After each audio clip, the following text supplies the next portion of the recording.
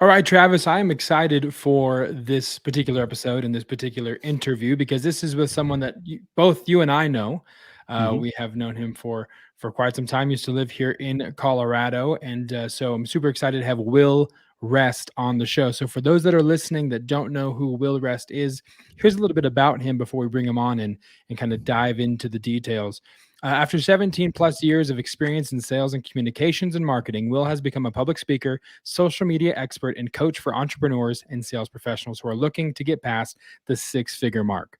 Will has produced millions in sales and even inspired many to blur the line between spirituality and business. His revelation and techniques will challenge the status quo. If you're looking for help in sales or social media, Will Rest is the man. So, it is with great pleasure and excitement that we welcome to the show Will Rest. Will, dude, it is so good to see you. It has been quite some time, quite Yeah. honestly, Mhm. since all of us have kind of seen one another. So it's super good to see you, man. How are you? It's so good to see you guys. I'm doing great, man.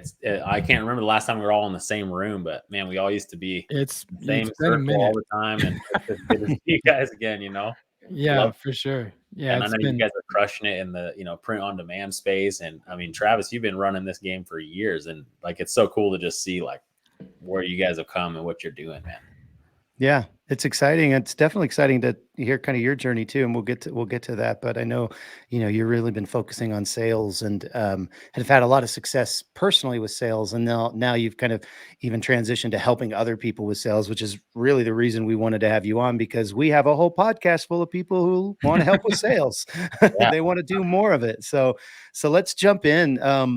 Why don't you just kind of start kind of telling us a little bit about who you are and give us your sales journey because we talked about this in the beginning part of the podcast, but you were a pastor and you were at our church and you did youth ministry and you kind of jumped around the country doing a lot of different things. What brought you into sales yeah. actually? Well, I think even before ministry, I was doing sales. Really, that's where I Mm, grew up. Even before that, my dad was a sales guy my whole life. I mean, I remember growing up mm. and my dad, he's selling cars and he'd come home excited when he closed a deal and sold cars, or he's selling siding and windows. And so I grew up with the roller coaster rush of your dad when he's in a great mood because he's killing it. And then when he's not, he didn't close the deal. You, But you need luckily, to talk to my kids about that yeah, because they're probably getting the exact same treatment from yeah. me. So yeah, I probably need, some counseling or some inner healing from, the ups and downs of, Some sozo. is he bipolar or is he a sales professional? Well, maybe Yes. yes. So I kind of hated sales growing up because I just was like, it was cool, but then I got, I got this, I had a spiritual encounter. I started wanting to pursue ministry and doing, the things of God and become a pastor. So the thought Mm, of sales and the idea of doing that was like definitely not what I wanted to do. And, but then something shifted. My parents were divorced, so I was living with my mom and my stepdad, and my all of a sudden my dad got a new sales job. Now this is important to tell as far as the sales journey because it really shifted everything for me. Hmm. He had always been really good at sales, but he got a job selling operator assisted services in like hotel phones and pay phones in Ireland. Now it's kind of weird, but I mean Wow. it's an outdated thing. But when I was in junior high and high school, he started this thing. And basically, the service was, when you go to another country and you're in the hotel room and there's a little mhm, hotel phone and it mhm. has a tent card printed on the side. It says call home. Sure. Uh-huh. So if you were in Ireland and you wanted to make an international phone call, well, you would dial *004 or something from a hotel phone, and you would probably pay 50, $100 for that phone call or whatever. Wow. Back then it was like spent $30, $50. You were Yeah. talking about minutes, Mhm, but you AT&T was the main provider out there. My dad got with a company. It was primarily based in Mexico, but they wanted to expand throughout the whole world. He got a job being their rep in Ireland. And I remember when he first started, his first paycheck was like $30. Okay. And his job was to go from hotel to hotel and try and get them to switch from AT&T or whoever their service provider was for their operator assisted service callings for international calls. Super boring. Wow. At first check's $30 next month, and he's out there just struggling and struggling. Well, over the next couple years, he had taken over every single hotel in the entire country, every payphone in Ireland, Scotland, UK. If you made an international phone call from a hotel or an airport on a payphone, my dad would make $2 to $3 per call. Wow. It was, and I was living with my mom and my stepdad. Now I'm seeing my dad's literally killing it, making hundreds of thousands of dollars a month. And I'm like, hey, Mom, I think I'm going to move in with my dad. Was he living in Ireland? How was he doing that? He was living part-time in Colorado and Ireland, traveling back and forth. Wow. So, quite the commute. Yeah. So I moved back with my dad, and then I got a taste of what it was like to live in just an absolute like wealth abundance lifestyle. Like it was absolutely crazy just for a few short years while I was going through high school. And unfortunately, this is the sad part of the story, is that, well, for one, technology began to change, and things like even us talking like this, and Zoom and Skype at the time, and beginning to emerge. Nobody's going to pay $30, $50 for an international phone call when you can do a Wi-Fi. You can call through Facebook now and talk face to face. So that technology was dying down. My dad came back to the U.S., sold off that. I actually lived in Ireland and worked there for a little bit doing that as well when I first got married. But that whole business, he had to sell the whole business off. And then through divorce and horrible situations, my dad over the years went from, absolutely killing it, making hundreds of thousands of dollars a month, to living in a trailer. And legit crazy seeing the rise and fall of that. And the whole time that journey for him was happening, I was going through ministry school. I began to do, I was now a pastor, watching my dad go up and down. And so I never wanted to be back in sales again. In fact, when I started in sales before I was in ministry, I was selling cell phones at AT&T because it was the only job I could get while I was going through ministry school and trying to provide for the family. And I hated my job. I hated sales. And I mean, and it was just like, because the only jobs I could ever get was sales. I mean, I had my high school diploma, and I was just I sold cars, I've sold furniture, I've sold, I've sold tax solutions to angry business owners that owed a bunch of money. That was the worst job ever. And then I finally landed a job selling phones for AT&T, and that was pretty good, but I still hated it because it was so performance driven, performance oriented. I almost lost my job multiple times getting written up. And finally, I just had this moment. This is before ministry, where I just realized, man, I just need to learn how to rest in the sales process and not stress and have so much anxiety. And I remember there was a real shift in my mindset and my mentality, where instead of striving and struggling, because there's really two types of hustle. You can be this hustle, white knuckle, grind it out sales professional, and you'll probably scare a lot of people away. Or but I was just trying to grind it out and trying to perform. But when I started resting in the sales process, I literally, it's not that I wasn't working hard, but it was an internal reality. I ended up moving to the top of the leaderboard and becoming great at sales. And then shortly after I started doing great at sales, I actually transitioned into ministry. And I was just so thankful that I never had to enter into the sales profession again. I was like, finally, I'm going to just do ministry. I'm going to do my dream job forever and never have to go back into the marketplace. And I was so wrong, though. It was just like, and we ended up, after doing ministry full time for 4 years in Colorado, we ended up moving to Rochester, New York. We had an opportunity to move out there. But when we moved out there, things didn't actually play out the way that I had expected them to play out. And I ended up needing a job, just like, I'm a dad, I got kids. Ministry doesn't pay the bills when you're doing ministry. And I needed something. So ended up getting a couple different odd jobs, absolutely hated them. And I'll tell you this story real quick too. When we went out there, the first job I got was selling banner ads for a children's website that was outdated and going out of style. I was like, what?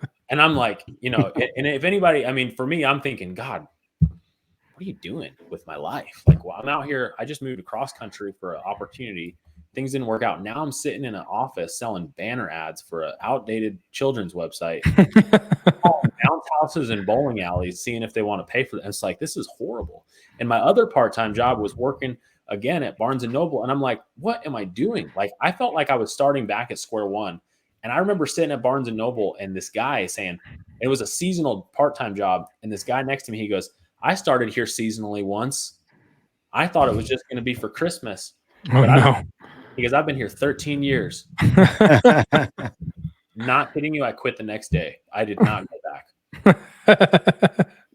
Wow. I said, absolutely not me. So we're sitting there. I suddenly see a job opportunity come up on Facebook for a job for, hey, we're looking for brand reps making 70 to 80,000 a year. And for me, I'd been in ministry, so that sounded like a lot. And then the way they portrayed it sounded like a multi-level marketing scheme. And I thought, there's no way, but I'm so in need of a job, I'm going to call them. Yeah. Mhm. So I get on the phone with them and they're like telling me it sounds awesome. And I'm so great. Like, well, this sounds like an incredible opportunity. What am I going to be selling again? Oh yeah, you're going to be selling scissors. I'm sorry. Did you say scissors? And she said, yeah, shears. I can't. I'm sorry. I'm not going to do that. Like, I'm feeling like I had my dream job. And now my life is falling apart between Barnes and Noble, banner ads for kids, and opportunity to sell scissors. I'm like, this is absolutely the worst possible thing. So I turn the job down. 3 days later, I get a call from the recruiter. The recruiter says, you're making a horrible mistake. This is a massive company. We're growing faster than any brand in the beauty industry. And stylists and barbers are addicted to buying shears. And I said, are you serious? I'm going to call my mom because she's a hairdresser. I said, hey, what do you think about me selling scissors? And she goes, oh man, I'm addicted to buying scissors. I said, are you serious? The shears, like good shears in the hair industry, are like anywhere between like $400 to like the most expensive shear in the lineup was like $3,000. Good Okay, so Lord. these are not like, these are not your Crayola, Papermate scissors. What am I doing with my life? So, You'd be selling I said, okay, shears. I'm going to give it 3 months. So I decided to give this brand rep position 3 months, and something happened. I realized that in all these years of preparation and sales and seeing my dad succeed and take over whole regions, and then being in sales at AT&T, and then public speaking in ministry, somehow the culmination of all my experience came together, and I suddenly was like a light bulb went off. And I understood sales, like the Matrix. It's like you could see bullets coming out. And I became one of the top 10 reps in the whole country within a very short time, making more than I'd ever made in my whole life. And my motivation, I will say this, watching my dad take over an entire nation and do what he did will forever mark me, because I see now he's since recovered from all the craziness, but I saw what could happen when you really commit to taking over a region or an area or an industry. And I'm like, that's what I'm going to do. And I'm going to follow in my dad's footsteps without all of the stuff that happened after, and really take it to the next level. And then the following year, I had more of an epiphany. I continued to invest in my own sales training. I had even almost like it seemed like a spiritual sales awakening. And I know it sounds kind of weird, but after the spiritual sales awakening, I rose to the top. And my second year in selling scissors, now I made $180,000 that year selling scissors. Wow. And since that time, as I worked for them, I had never made anything less than six figures selling shears. Wow. I was always at the top. And then, COVID and everything, I've shifted now. Since I've shifted out of selling shears, I've done some sales training for other beauty and brands. I've done some social media marketing. Social media, by the way, played a huge part in me actually being able to sell as many shears as I did, as well as just like hard work and out there. But taking all that stuff, and then now, I've done a lot of remote sales and high ticket sales, and now I've moved into doing sales training myself and working with individuals, help them scale they're either their own individual game or even whole, businesses Sure. grow their business, they'll grow in sales. So That's awesome. That's great, dude. That's a lot of that I didn't even really know in its fullest, and we've chatted about this a handful of times offline about sales and all of that. So I want to talk about a couple things. You said social media was a huge part of the success in conjunction with working hard, and I know everyone knows social media is crucial when it comes to driving traffic to a product or getting your product out there, just getting kind of aware.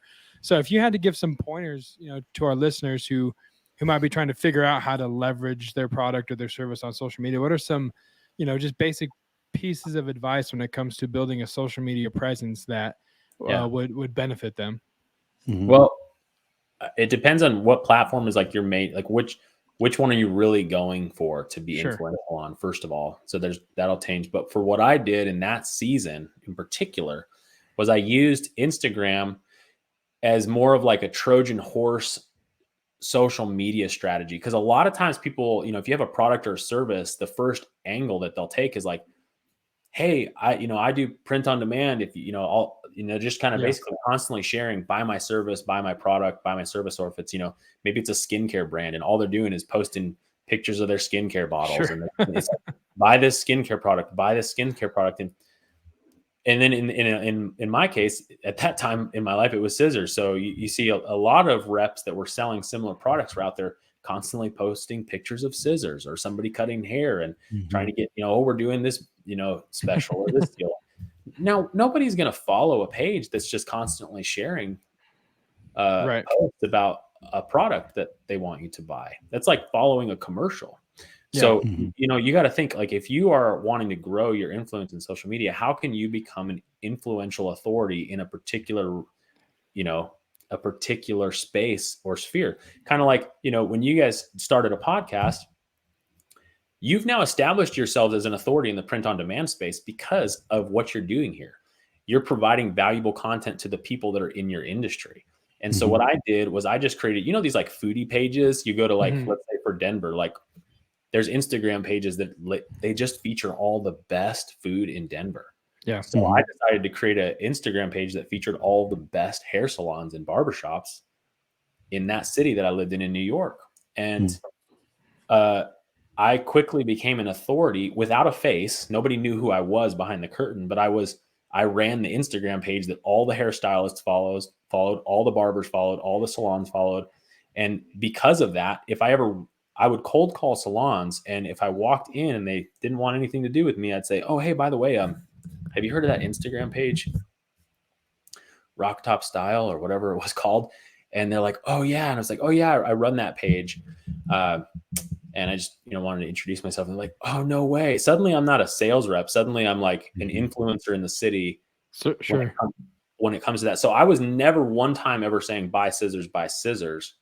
I used social media as a social leveraging that I had authority in a particular. Yeah. So even for like if somebody's doing print on demand, maybe they have a particular niche. Like maybe you want to own restaurant apparel. I don't know. You just think about like Yeah. what you can ask a question. Travis, looked like you had a question about that. No, I was just going to say it really sounds it sounds like the reason you became that authority is because you served the industry that you were selling to.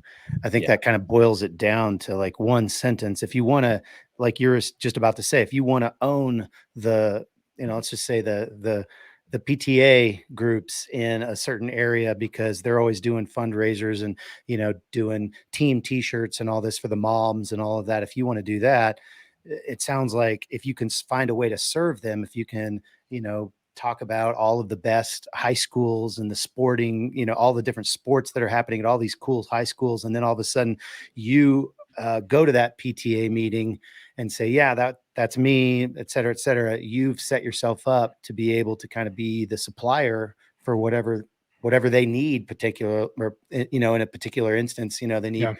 again, shirts for the homecoming game for all the moms or all the parents, and you're right there and you've already established yourself. And it's because not necessarily you have the best shirts or you have the best prices. It's because you've served that community, um, And so there's almost a reciprocal nature. They want to pay you back. They want to somehow give back to you.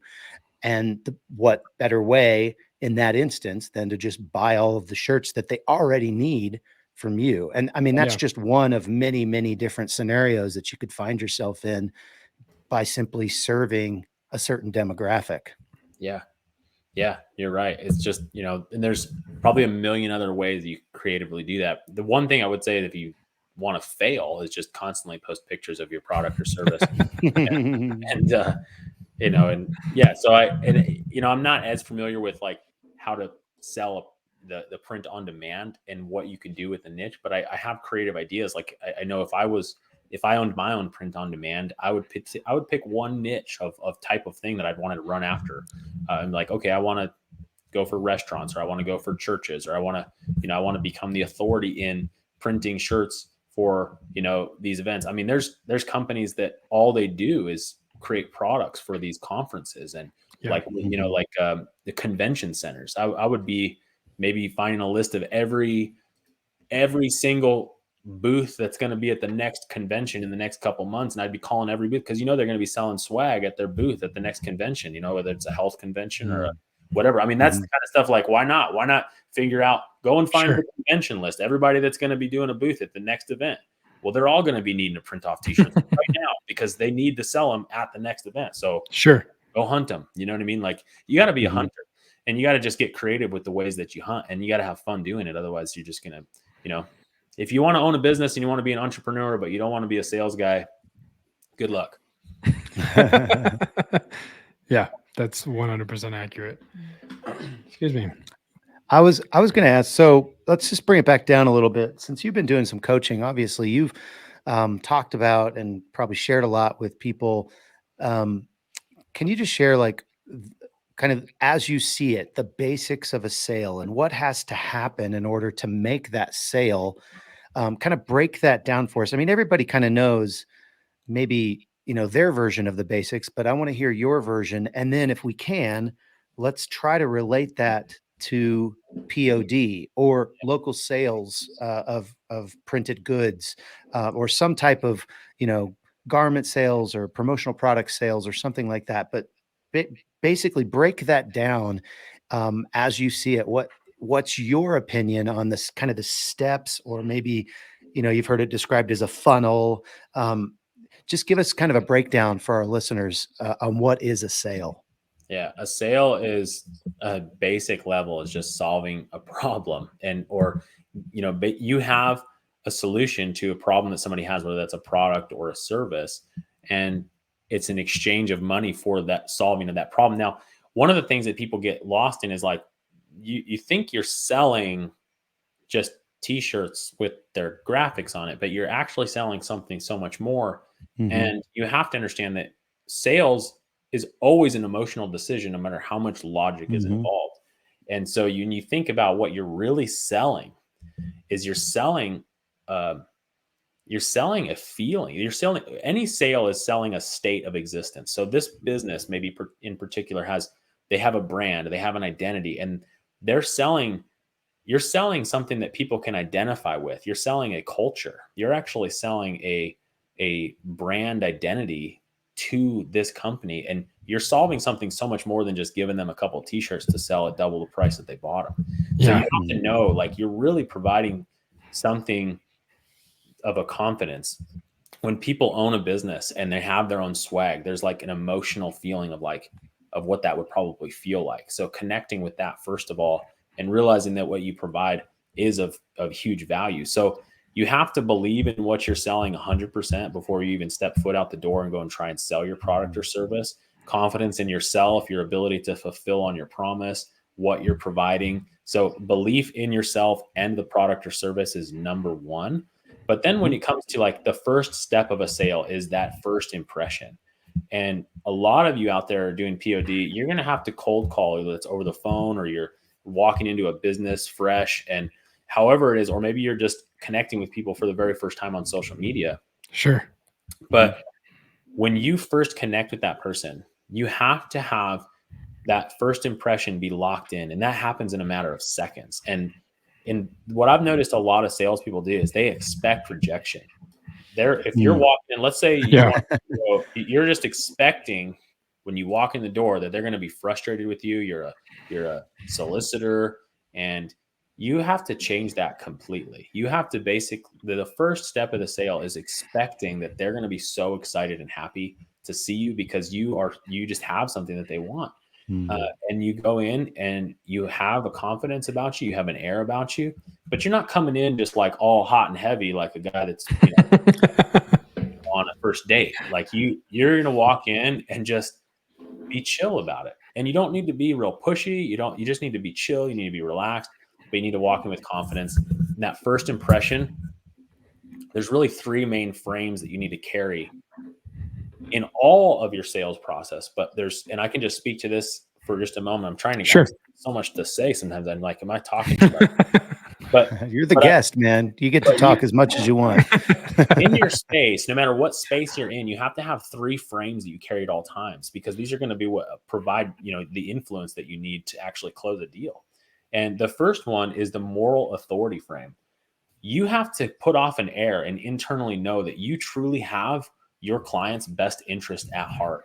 And that needs to be communicated, not just in words, but in the way that you interact, because a moral authority frame will create, you will be more influential in any situation when the client or the customer believes you have their best interest at heart. And it needs to be true. The second thing that you need to carry as a frame is the expert frame, that you are the expert. You have the confidence that and you don't portray an expert frame by just coming off and saying that you're an expert. The way you portray an expert frame is by asking skilled questions that when you ask them, people will begin to think, oh, this guy knows what he's talking about because of the way he's asking questions. And you put off an expert frame by the way of being. You don't say, hey, sure, I'm the expert in this. You just do it simply by asking questions, and you become an expert in their mind. Yeah. And the third thing is the prize frame. You think about a really needy guy who really is trying to get a girl at a bar. Like, he's not the prize. He's gonna push him. You gotta have this idea that, like, no, you are the catch here. Like, they are getting you as a prize.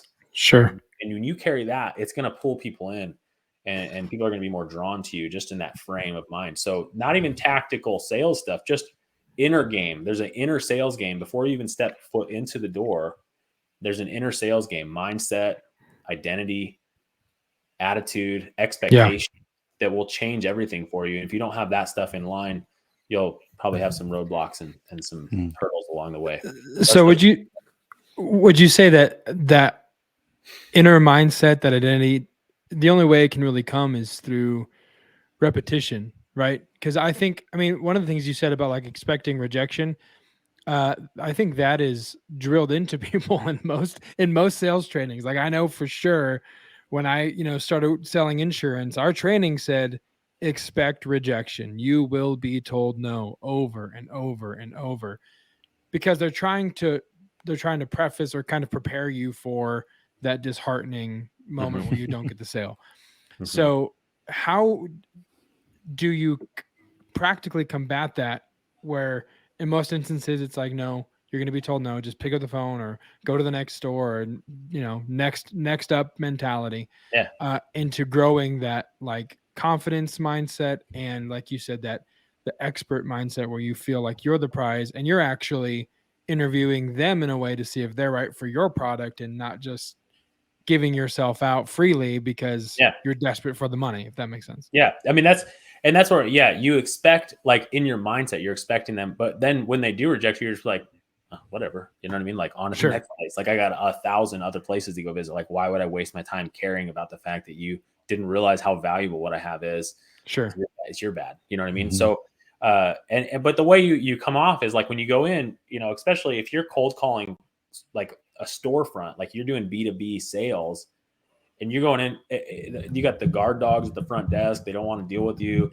You just walk in, and I mean, how many POD people are actually out there cold calling businesses? Am I even speaking to the right crowd here? I would say mostly no. Most of the people are,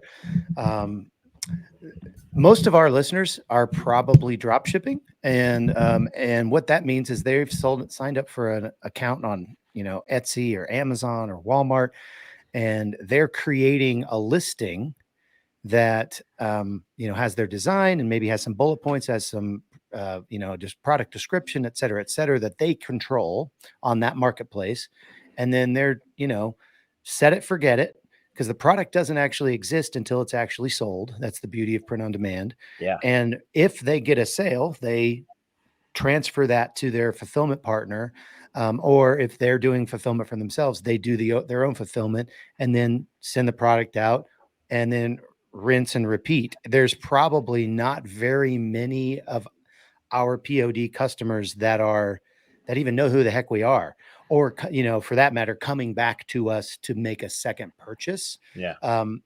And I don't know that that's necessarily true across the board for print on demand. There are a lot of people who are actually building actual brands. They're using Shopify. They are getting repeat customers because, you think like Think Geek, or, some of those nerdy clothes, or, things like that, they have like licenses with gaming consoles and games and stuff like that. And they can produce those types of things, or like Star Trek and Star Wars and all of that. And people are coming back because they know that when they want kind of a geeky t-shirt or a geeky product or a geeky gift, they know where they can find it and they're going to go there. For most of our listeners, that's not the case. They have not come to the place where they've built out that brand. So really what we're talking about is they control the bullet points, they control the product description, they control the title, and they control what's actually on the product, the design itself, which I don't think that's nothing. Do you know what I mean? I think that there is still some power in sales training and understanding the sales process and understanding the emotions that you're trying to solve. As you're even just writing a product description. Can you speak to that maybe a little bit, Will? Yeah, I think, well, so it sounds like they're more selling online. Is there any type of account that people will be trying to go out and get? I mean, is that like a thing? Would you want to be like, wouldn't you want an account, or would you just want to depend on somebody finding you? I think a lot of the print on demand industry is, kind of, it's a secondary thing. They just do it on the side. So it is kind of just create as many products as you can, be in as many places as you can, and then just cross your fingers, and hope that somebody finds you. I think the next step is to either create a brand, or, if you are a production fulfillment partner, like we are. I mean, we are in the business of soliciting sales from businesses around here, to where they come to us when they think of t-shirts for their next event, for their next conference, for their next trade show, their next swag thing that they need. We hope that they think of us. And so we are establishing a presence, but we are probably in the minority for most of our listeners that actually have a fulfillment, like a physical location. A lot of our people are drop shipping. There are some that have production houses, but I would say those are in the minority. Yeah. I think, I mean, that would come down to a marketing thing then, in terms of just how to position your product to be found and discovered. And the thing that I would say is be as offensive as possible. That's what's going to, that's, I think, you see, if you can be offensive on either side, you'll get traction. You know what I mean? Like, totally, the trending things, the offensive things. And one thing I know, like I blew up my account. I mean, I'm not huge, but I mean, I blew it up on TikTok a little bit. Like it's always good to have some kind of hook at the beginning, whether it's a video or an Instagram post, or even if it's a description. If you can have some type of hook in that very first line that grabs people's attention, that's going to be what I would have, a question or a provocative statement or something. I just had a girl the other day, and I mean, I know this is not related to print on demand, but if I could to what you're talking about is copywriting skills, like actually being able to write something that's going to grab people's attention. And there was a coach I was talking to the other day, and she was struggling to get appointments for potential clients, and she has a crazy story of just abuse and infidelity in her marriage. And I said, why don't you go join a mom's group on Facebook and write a post about your story? But the first line needs to say, my husband cheated on me. And I said, just do that and then share your story and watch what happens. And she messaged me back next day, hundreds of messages. Wow. Like just that one piece of advice. Now she has a ton of calls, booked, and potential clients to bring on board, and women to help go through and heal from the trauma of a similar situation. So it's like, that one hook, that one thing, I think that would be what you'd really want to focus on, is because people aren't, always going to read the whole description. So if you can have that one hook, that would be probably my advice on that in terms of selling copy. Yeah, that's great. That's actually very applicable, I think. One story I was going to share, even just backing up even further, like with the mindset of what we do, because I was trying to put together some like mission and vision statements for our company. And I was talking to a good friend, Luke, Luke. Yeah. And very, very great copywriter, great thinker, has very creative thoughts, and really kind of understands this. He's gone through some sales training for what's it called? Story brand. Yeah. And so he's got some really, in fact, we should have him on the show, Josiah, sometime. We really need to have Luke on and talk about story brand. But anyway, beside the point, when I was talking to him about, some of these things, I was kind of lamenting the fact that I'm like, well, we just print stuff, we don't have a mission. We just print stuff, and he's like, well, what are you doing with that? And he really talked me through it. And he talked about like, what emotion are you bringing to them? Like when they open that up as a gift, you're bringing joy, you're bringing momentary joy, but it's still joy. And so it really got me, like, it shifted my mindset personally. It's like, oh, we really have a cool opportunity to bring joy into thousands and tens of thousands and hundreds of thousands of households every single year. And that's not nothing. You know what I mean? So it kind of shifted, I guess it shifted my mindset a little bit on what we do, because it can be very monotonous to just, create a product, write a description, rinse and repeat, get another design, write a product, or, create a product description, create a title, look up some tags, some SEO stuff, and then rinse and repeat. But to your point about having a greater purpose, or, kind of understanding that what you have is actually valuable. I don't think that's something to be looked over. I think that's a really important part of what we do in any industry, not just the print on demand industry. If you don't have a purpose greater than just making some money, good luck. It's just not going to work long term. You're going to burn out for sure. Yeah, that's for sure. 100%. You're going to live in a van down by the river. Yeah.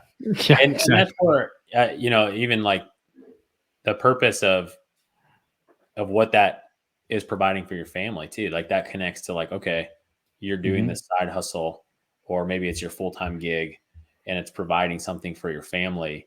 And that even if it's just a momentary joy that you're providing through these t-shirts, find the purpose and squeeze the juice out of that, because it's good, it's all good. And it's not just a selfish motive for you to be wanting to grow, and your desire to have a lot of cash is also, for most people, it's really not selfish. Like they want to provide for their wife and their kids, and they want to create, a good life experience. They want to give to local charities or their church, and you want to have fun. So like, there's go for it. And hey, you're giving some people some cool swag. So right.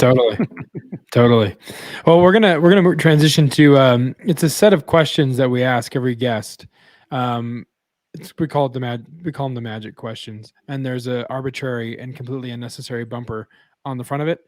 But basically, there's a couple questions we'll ask your opinion on, and then we'll kind of wind down the interview. So to the arbitrary bumper that I was talking about, here we go.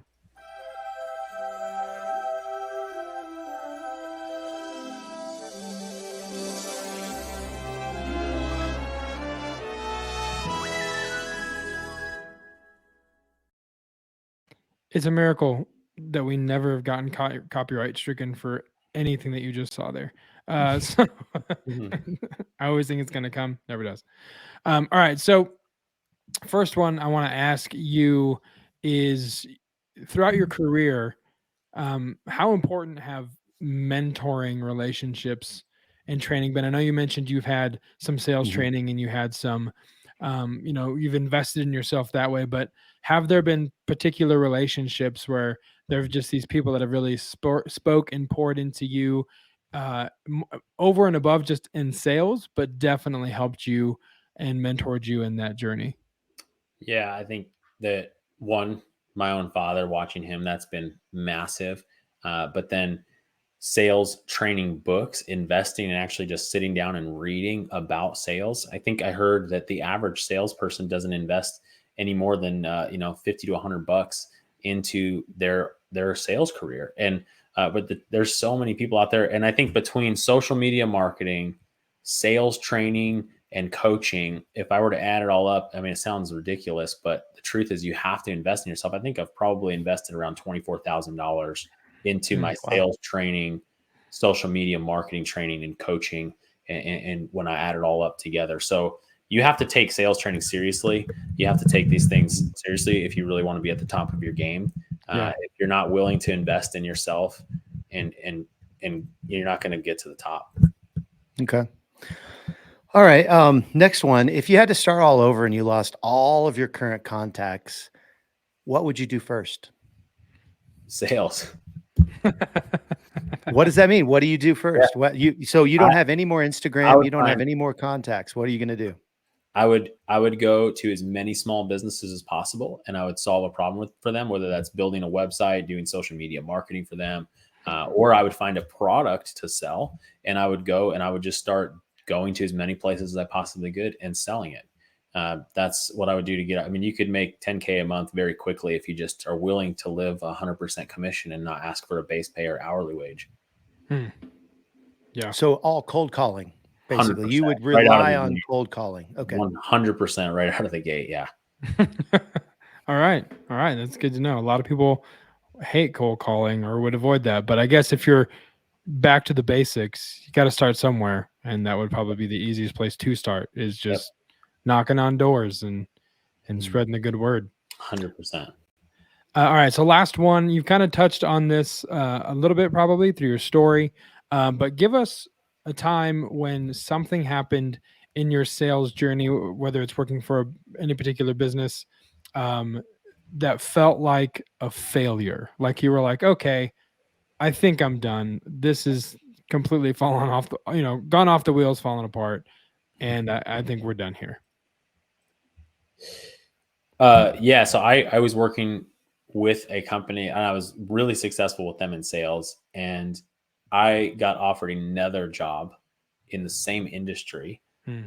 selling a different product but same industry. And Mm. I was at the top of this company, and I was just, it was awesome. But I decided to transition and work for this other company in the industry, because they were offering me a base salary plus uncapped residual commission.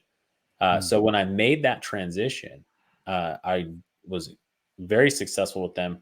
2 months, doubled the company's income, and then COVID hit, and Hmm. the company was too small to really carry me through. While the company that I had left would have been the safer bet, even though. So I took You gambled. I gambled. Well, I didn't know COVID was coming, and it was Sure. a great opportunity. And I was more of a national sales director role, and I was able to make a big splash. And then COVID hit, and everything that I stepped into pretty much dissolved, and that resulted in us having to sell our home and really just move back into, like, you the question you asked, if you had to go back to square one and start from scratch and do it all, that is what happened.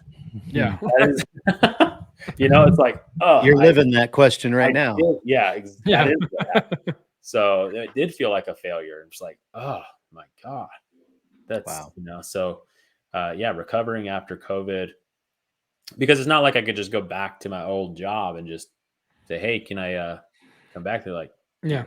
you left. So, Mm. and I didn't Right. necessarily burn a bridge, but it wasn't like, looked upon with great favor that you'd leave one company in the industry to go to another company in the industry. So Sure. Yeah. Yeah, that makes sense. That makes sense. Well, dude, it's been great catching up, man. I've really enjoyed hearing more of your story, and I think there's definitely some nuggets and some useful advice when it comes to how to position yourself, whether it's listing a product. Maybe people are out there looking for accounts to land. I think the social media idea, if people are listing products, I know Madeline can attest that social media for her Etsy channel was huge. Like that's what did a lot of traffic for her as well, is posting the designs and posting a lot of good farmhouse content. So I think that in and of itself is like, if you want to sell shirts that are niche down to, I don't know, Shih Tzu dogs, and I only say that because I have to, then post pictures and be the expert in Shih Tzus and be the place people go to find cute pictures of Shih Tzus, and then they actually sell shirts.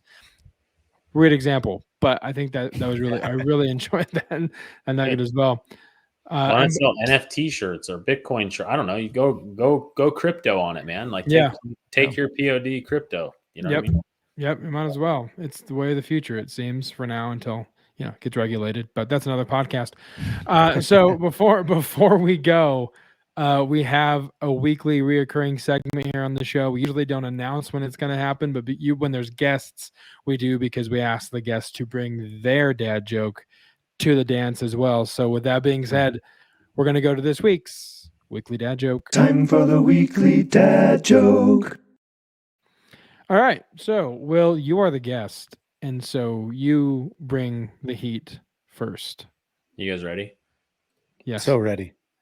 How long is a Chinese man? How long is a Chinese man? I have no idea. Mm-hmm. Yeah. How long is a Chinese man? No idea. Oh man, that's his name. How long?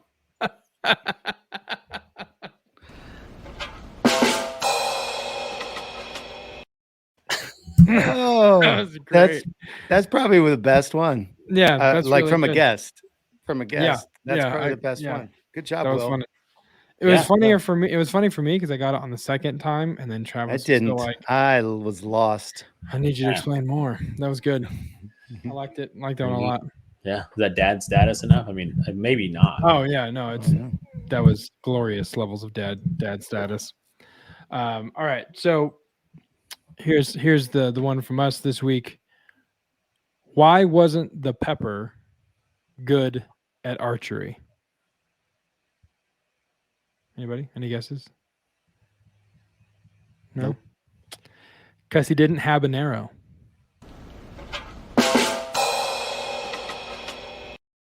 And that's this week's weekly dad joke as well. Travis and I send each other dad jokes far too frequently. All the time. If you scroll through our thread, it's probably every other one's a dad joke. So we just decided to finally put it in the show. We did it for no reason before. No You guys reason. have dad joke T-shirts? I mean, do we have dad joke T-shirts? I Can think dad jokes be in one of our copywritten? it's in one of our print on demandcast T-shirts on printondemandcast.com/shop. You can go there and there's some there. Yeah, absolutely. Yeah. Today my toddler said, "Dad, I was trying to color, but then I pooped." And I thought, man, somebody should do an Instagram of just things toddlers say. And then you could do that and put that on a t-shirt.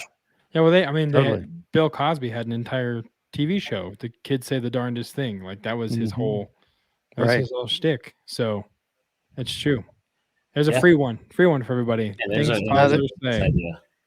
Yet another golden nugget from Will Rest. Love it. Treasure Love it. trove. Exactly. So before we go, man, let people know if they want to know more about you, find you, connect with you on social media. Let them know where to find you, how to get in touch with you if they have more questions, anything like that. So if you want to just follow me, connect me with Will Rest on Instagram, and you can follow me, shoot me a message if you need help with sales or marketing stuff. Just let me know, and it's just Will Rest on Instagram. Well, there you have it. Will That's Rest. easy. Yeah, super easy. Concise. Love it. And we will put those links in the show notes for you that are listening so that you don't have to search. You can just click, go to the show notes. We'll have it all there linked in for you. Not LinkedIn, but linked in the show notes. But yeah, Will, thanks so much, man, for coming on. And it's great to catch up with you. And I look forward to doing this again and seeing what else is going on and getting more golden nuggets from the treasure trove that is Will Rest's mind. Awesome, man. Thanks for having me on, guys. Yeah, for sure. We'll talk Thanks, soon. man. All right.